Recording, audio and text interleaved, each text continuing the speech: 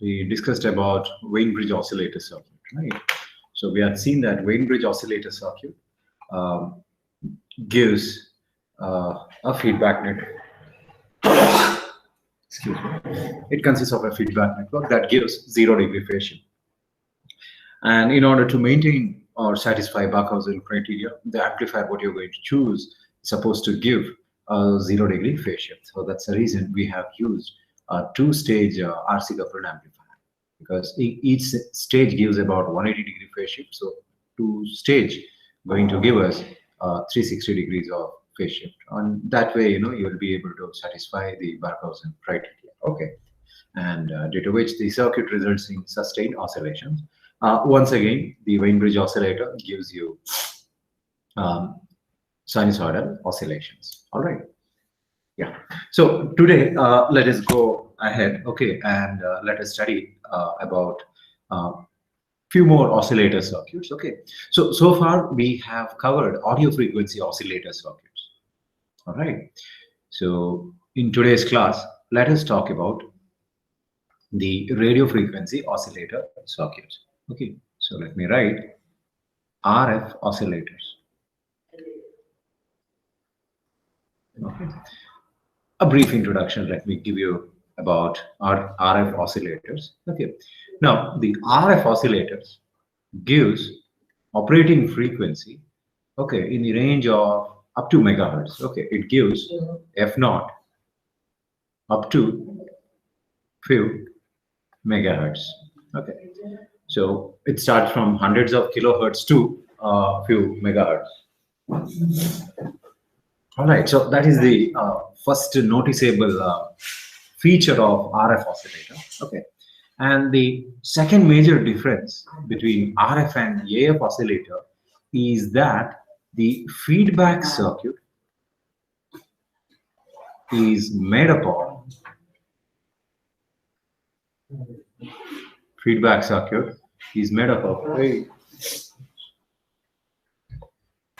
LC elements. Okay, so it's not RC element, it is LC element. Yes, L stands for inductor and C stands for capacitor. Okay, L stands for inductor and C stands for capacitor. So these are the major, what you call the differences when you compare RF oscillator with AF oscillator. The other similarities, okay, if at all I were to talk about the similarities, the first similarity going to be the amplifier section. So amplifier is the same RC coupled amplifier. The same RC coupled amplifier we are going to use it. Okay, so this is about the brief, what you say, the constructional aspects of RF oscillator. In the feedback circuit, you will have a circuit made up of inductors and capacitors, and in the amplifier section, you are going to have a conventional single-stage RC coupled amplifier. All right, fine. Now, let us throw some light on the LC elements. Okay, how these LC elements will help us in getting the sinusoidal oscillations. All right, so this LC circuit, okay, it is called as LC circuit, is also called as tank circuit.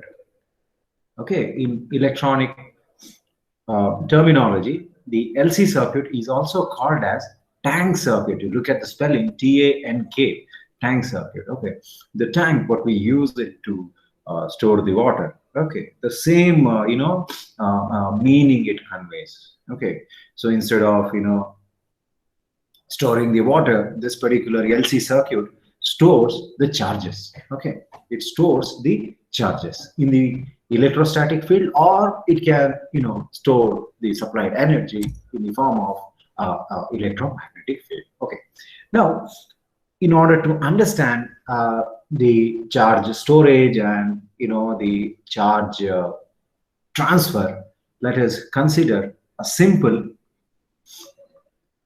lossless LC circuit. Okay, in the sense we are assuming ideal L and C elements. Okay, it's called as non-lossy circuit or lossless circuit. All right. So let us consider a simple LC circuit consisting of a lossless capacitor connected in parallel with a lossless inductor. Okay, so this is C and this is L. Okay, assume that the capacitor C is initially charged. Okay, the capacitor is initially charged in the sense you are connecting a charged capacitor across an inductor. Okay, so C is initially charged. Okay, and let us assume the polarity is something like this. The upper side is positive and the lower side is negative. All right, so this is how the capacitor polarity we have assumed. Okay, so this is our first circuit. Okay, so in the first circuit, what is that we are assuming? We are assuming the capacitor is initially charged with some voltage V across the plates of the capacitor. On the other hand, your inductor is having zero initial current, right? As per the initial conditions, the capacitor may have some initial voltage across the device. On the other hand, the inductor may have some stray current in its electromagnetic field. Okay.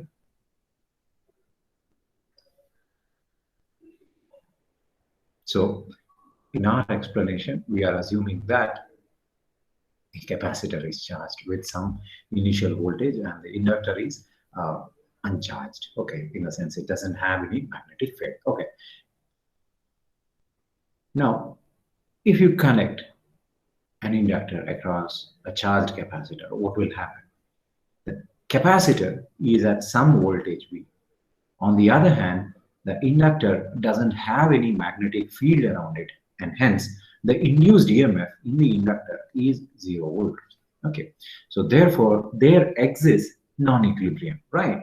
So there is a higher potential device and there is a lower potential device. So due to which what will happen is the capacity begins to lose its charge. So the capacitor begins discharging. Okay, and this is how the capacitor is going to discharge. Okay, so it starts discharging in the clockwise direction. Now, as the capacitor starts discharging, what happens is that the electrostatic field stored in the capacitor is going to get converted in the form of electromagnetic field, and this electromagnetic field exists in the vicinity of this inductor. Okay, so this let us say at t is equal to 0. Okay, and let us say at time t is equal to t1, the capacitor has fully discharged. Okay, once the capacitor fully discharges at time t equal to t1, the circuit scenario looks something like this. Okay. Now there is no charge across the capacitor. Okay, hence I will write 0 volt. On the other hand, the capacitor has transferred its full energy, okay, which was stored in its electrostatic field in the magnetic field. Okay, so now this inductor will store the energy in its magnetic field. Okay, so let me write magnetic field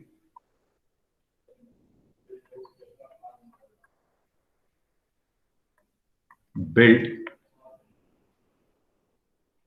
around the inductor.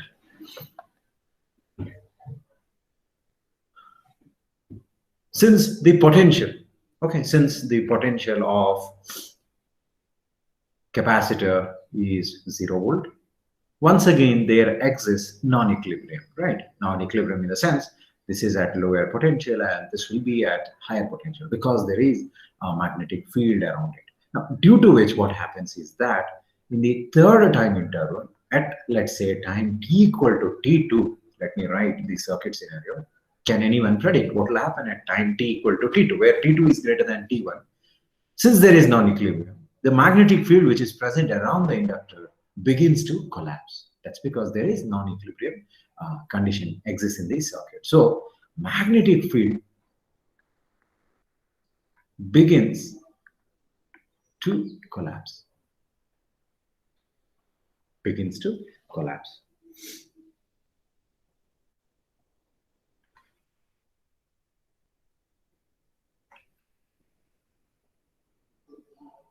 Okay, so due to which, as per Lenz's law, when the magnetic field begins to collapse, as per Lenz's law,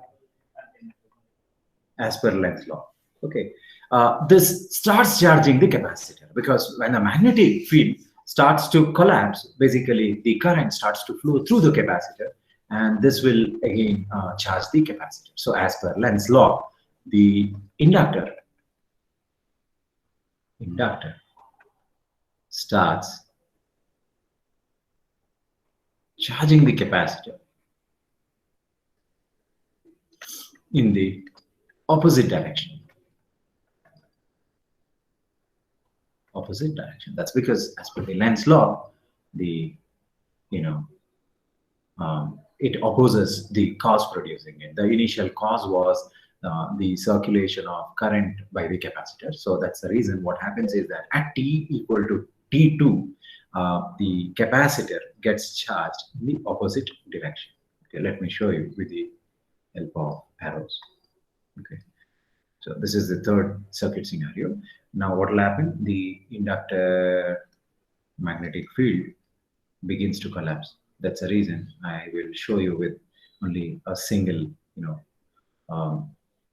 flux lines. Okay, and this is how the inductor is going to supply the current to the capacitor, and therefore the capacitor gets charged in the opposite direction. Okay, and the polarity across the capacitor is now V. Okay, and again in time, at the time instant t equal to t3, what happens? The magnetic field around the inductor becomes 0, and the capacitor will now discharge in the direction as shown. Okay, so what I will do, the discharge direction I will show with the blue line. So this is how the capacitor is going to discharge, right? Negative to positive, right? So the capacitor is going to discharge in the anti-clockwise direction, and this process continues. Okay, one cycle after the other. So basically what is happening is, in every cycle, the transfer of energy takes place from capacitor to inductor and vice versa. So due to this transfer of energy, what happens is that the circuit undergoes oscillations. Okay, in the sense, when there is transfer of energy, there will be a flow of current.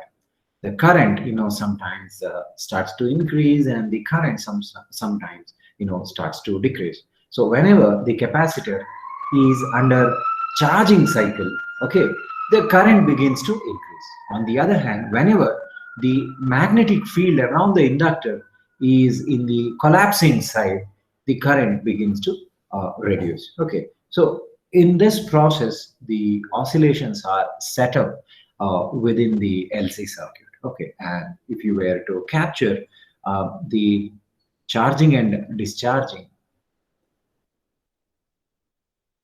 phenomenon, okay, let's say this is my circuit current I. Okay, let's say this is my time interval 0. This is T1. This is T2. This is T3. Okay, so at time interval T1, what had happened? At time interval T1, the capacitor was losing its charge, and due to which the current was getting circulated, right? So basically, the current starts increasing when the discharge of capacitor had taken place. Okay. So at t equal to t1, the current reaches its maximum value, let's say Im. All right.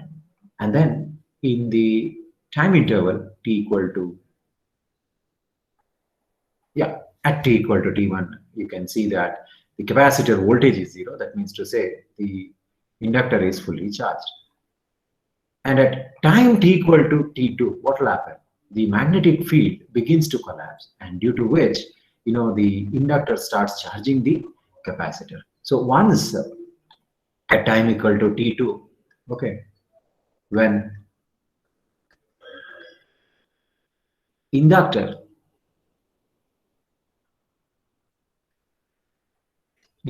fully loses its charge,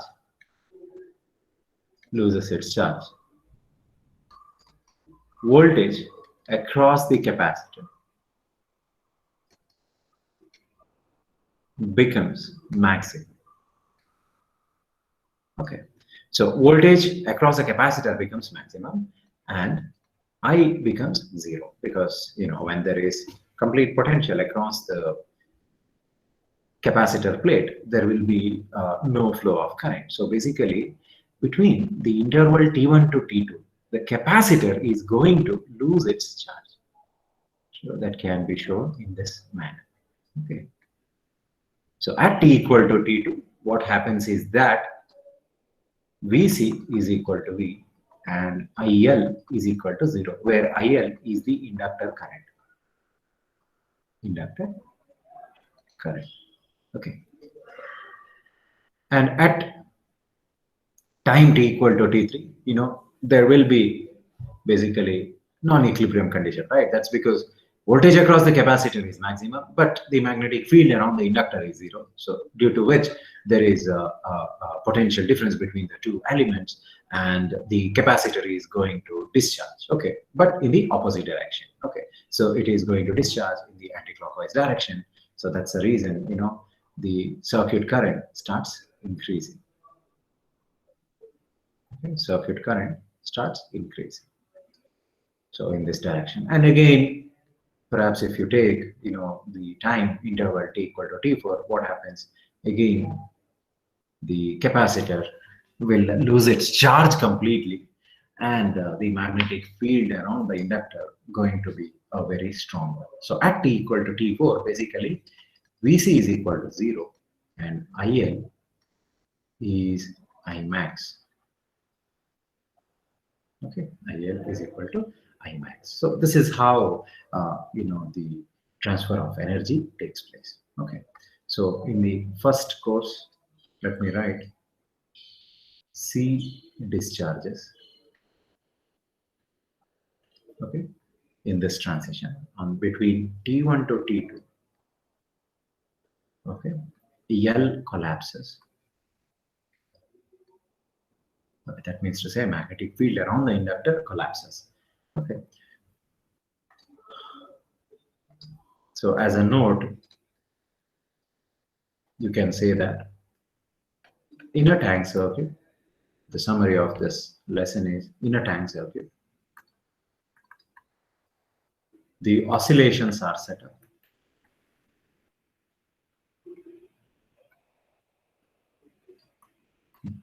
Due to the transfer of energy from L element to C element and vice versa. So when there is transfer of energy, so this process gives rise to the oscillations. Okay, so that's the node. All right. Okay. But in reality, LC are having some resistance value, right? Because nothing is pure in nature. There will be some sort of, impurity in resistor, in inductors as well as capacitors. So there will be some series resistance associated with the inductor as well as capacitor. That's the reason. What happens is that the waveform, what you are going to get in the LC tank circuit, okay, is not a sustained waveform. On the contrary, you will get a kind of decaying waveform. Initially, there will be good oscillations, okay, but as the time progresses, what happens is that the amplitude of the current keeps on reducing. Okay, so time t tends to infinity. Okay, this is time. So when the time t tends to infinity, the amplitude keeps on reducing. So basically, in the absence of any external, voltage, your sinusoidal oscillations are kind of exponentially decaying oscillation. This is how the envelope of the decaying sinusoidal oscillations look like. All right. So that's the reason. That's the reason we need to supply external energy continuously to keep the oscillations alive. Okay, alive as in it's not this one. Alive as in you want those oscillations be present in the circuit. That's the reason you have to supply some external energy to the tank circuit. Okay, so this is done. This is done by connecting the circuit to VCC. So basically, we connect the entire circuit to DC power supply, and this DC power supply ensures that some amount of energy is injected into the LC circuit so that you get sustained oscillations of this kind. Okay. You can see that the amplitude is not dying with respect to time. The amplitude is maintained at plus V and minus V level. So this can be done by connecting the oscillator circuit to an external DC power supply. Okay, so this is the understanding of LC circuit. Okay, and in case of LC circuit, the frequency of oscillations can be given something like 2 pi under root L into C. So this is the frequency of oscillations. Okay. Now, though in the discussion we discussed about a single inductor and single capacitor based LC circuit, but the realistic circuit what we use, okay, in lab or in the practical applications will not have a single inductor or single capacitor based setup. Okay, based on the elements of LC. Okay, so based on the construction of LC circuit. Okay, the RF oscillators are classified into two types. Okay, so in the LC circuit, okay, you may have two inductors connected in series and one capacitor, or the vice versa condition.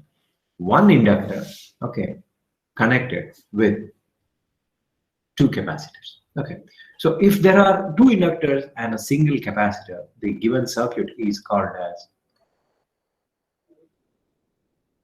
Hartley Oscillator.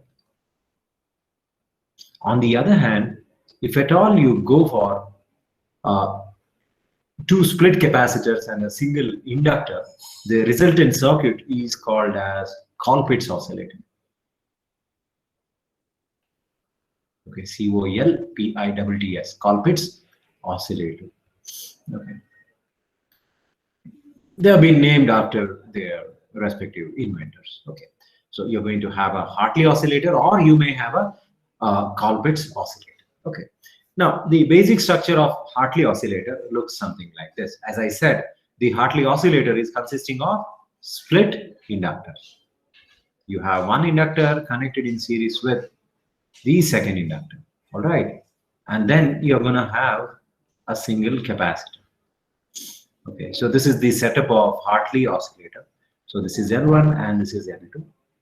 And to derive the voltage, okay, the feedback voltage and the output voltage, the center point is grounded. Okay. On the other hand, the Cockpit's oscillator takes the opposite structure. In the sense, in place of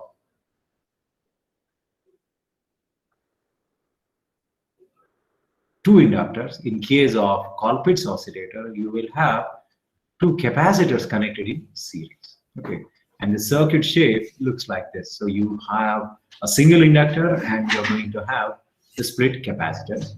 Once again, to generate the feedback voltage and the output voltage, the center point of the capacitor is kept at zero potential or the ground potential. Okay.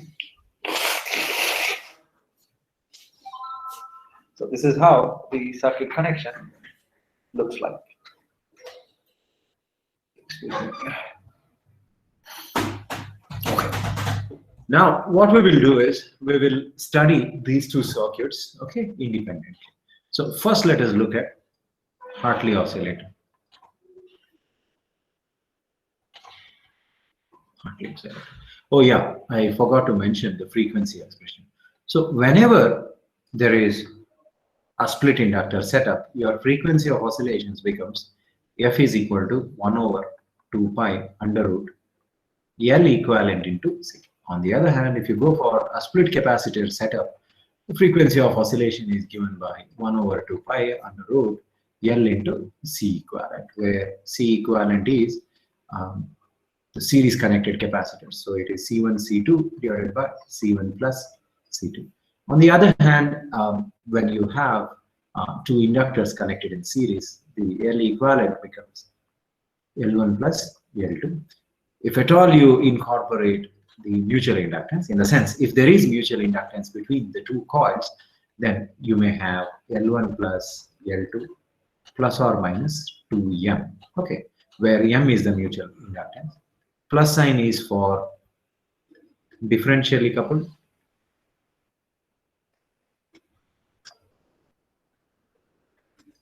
and minus sign is for, I'm so sorry, the other way around, I should write. Okay, the minus sign is for differentially coupled and plus sign is for cumulatively coupled.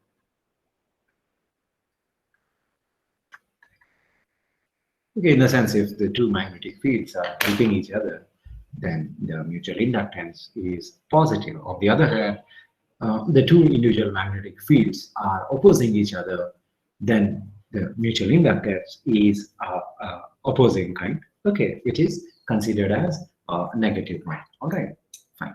So let's look at the Hartley oscillator circuit. Okay, I'll not take much time. First, let us draw the amplifier circuit. This is RE, R2, R1. This goes to VCC. Okay. Now, in case of RF oscillator circuit, you will not find the collector resistor. Instead, you will find a choke, which is called as radio frequency choke. I'll tell you what is the significance of this radio frequency choke in some time later. Okay. So, instead of RC, what you are going to have is radio frequency choke. Okay. Rest all remains the same. You will have a bypass capacitor across C, which ensures good amplification. Okay, and the collector terminal. Okay, the collector terminal of Hartley oscillator circuit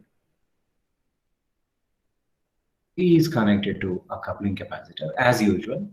Okay, let's say this is my C0, and across C0 and ground, you will observe your output waveform, right? And the same output is then given, okay, is then given across the LC circuit. since we are talking about Hartley oscillator.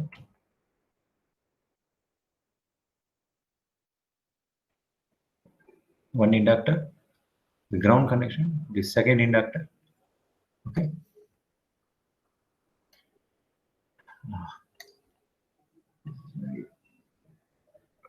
When I try to delete something, everything gets deleted. All right, no issues. So this is the ground point. This is your L1 and this is your L2. This is your tank circuit capacitors. Okay. So let us mark the nodes. This is your node 1. Okay. This is, let's say, node 2.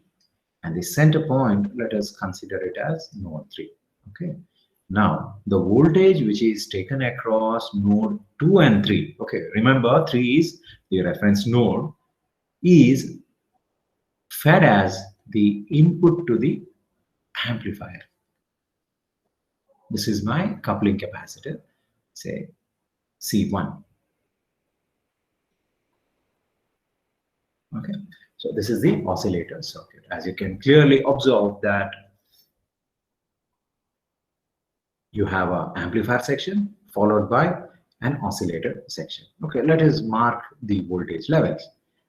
Let's say that if the feedback signal, okay, let's say this is your VI, which is being derived from the tank circuit, is positive going, your output, let's say V0 with respect to time t, will be a negative going 1.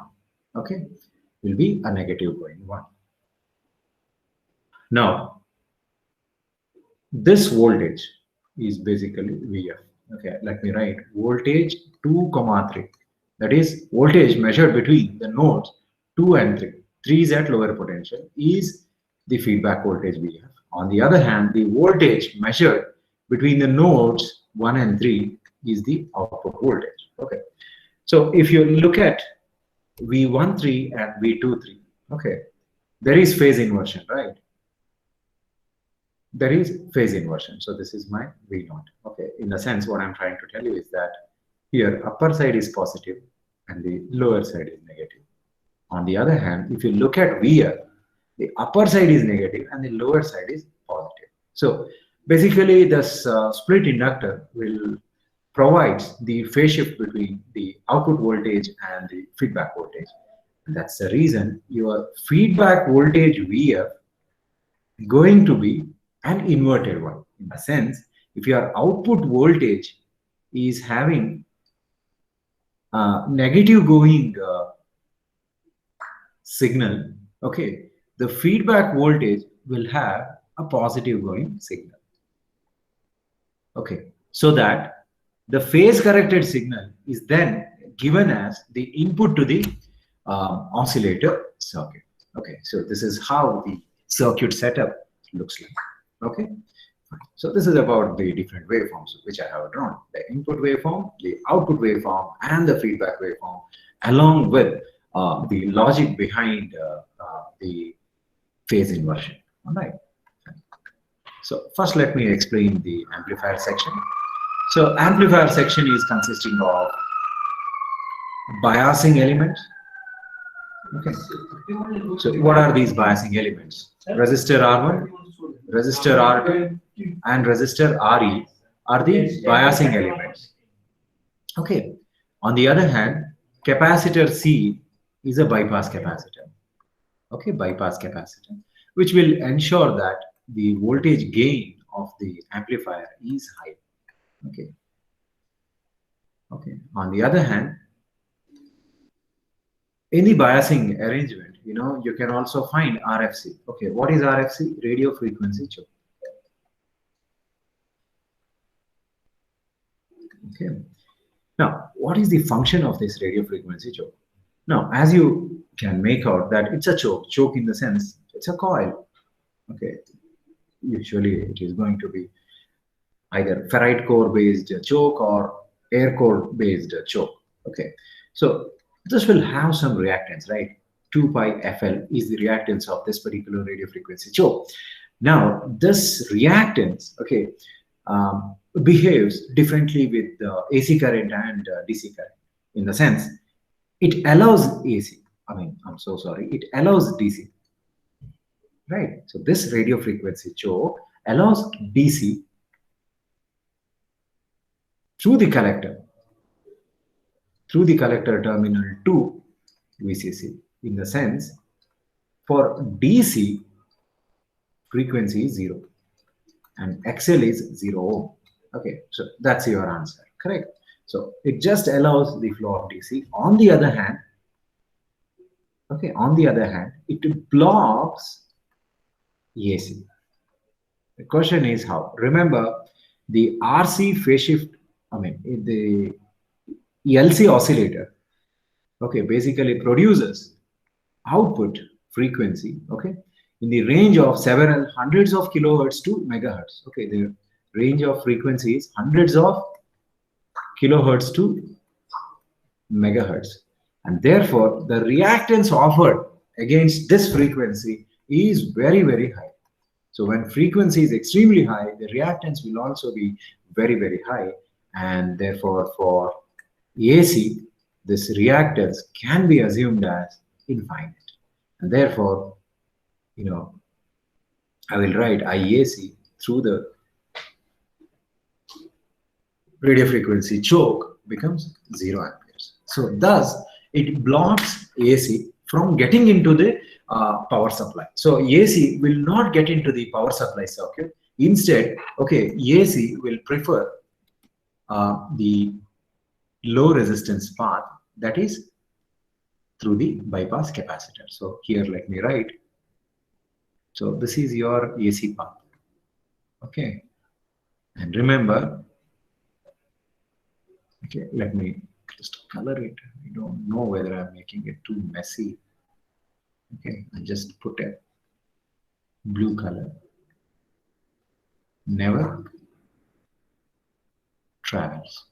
Okay, AC never travels through this blue colored path. In a sense, the radio frequency choke blocks the AC. See, by doing this, there is an advantage. Okay, there will be no loss of AC signal. Okay, so you will get a maximum output voltage. Okay, so that is ensured by this radio frequency choke. Except for this, rest all remains the same. Okay, and the frequency of oscillation for a Hartley oscillator can be given as F is equal to 1 over 2 pi under root L equivalent into C.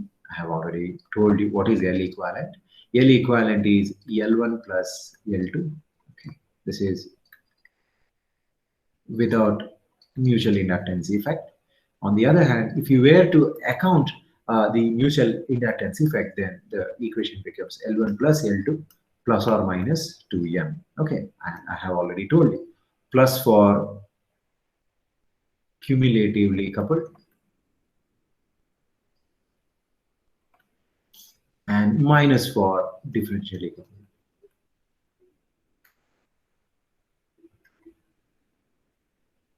All right.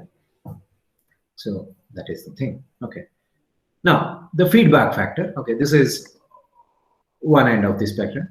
The feedback factor of the feedback circuit. Okay, so feedback factor bar gain, feedback gain, one and the same. Okay, is taken as beta. So beta is the feedback factor. What is feedback factor? Output voltage to input voltage. Okay, so what is the output voltage? Output voltage is the feedback voltage. And what is the input voltage? Input voltage is the amplifier output voltage. So therefore, we can write VF divided by, okay, I will write V out by V in, so that you do not get mixed up with this terminology. So VF, okay, what is VF? VF is the feedback voltage observed across inductor L2. So VF, can I write I into XL2? So VF can be written as I into XL2. And V0 is the output voltage, which is measured across inductor L1. Okay, so this can be written as I into XL1. So therefore, the feedback factor beta is equal to I into 2 pi FL1, FL2 divided by I into 2 pi FL1. So I into 2 pi F, I into 2 pi F gets cancelled. So your feedback gain beta is basically the ratio of L2 divided by L1. Okay. The ratio of L2 divided by L1. Okay.